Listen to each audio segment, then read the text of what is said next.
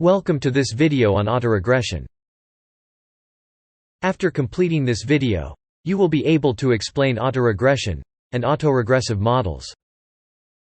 In the linear regression section, you have learned that if there is a positive or negative correlation between the security prices, then you will be able to predict the price of one security from another security price.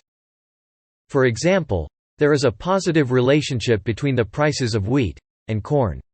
You can run a linear regression model to quantify this relationship and predict wheat's price using corn price. Can you think of any other way to predict wheat prices?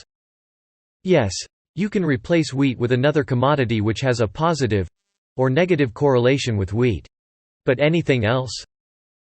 Instead of using another commodity, you can predict wheat prices using its past price.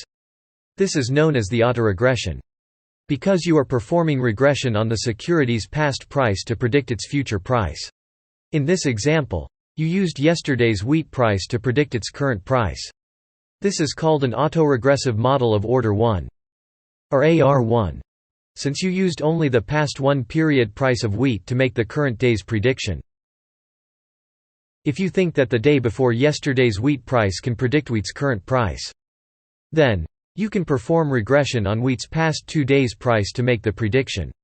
This is called the autoregressive model of order 2 or AR2, as you have used the past 2 days' price. Similarly, you can use the past 3 days or 4 days of wheat's price to make the prediction. Wheat is used for illustration purposes. You can replace wheat with any other time series, for instance say y. You can also increase the past values in the equation to make predictions. Let's say you increase to the p-values, then a generalized autoregressive model for past p periods looks like this. How far you go in the past to predict the future price. Should you go 3 periods back, 10 periods back? One of the crude ways to solve this problem is by the trial and error method. You can create AR models with different lag terms.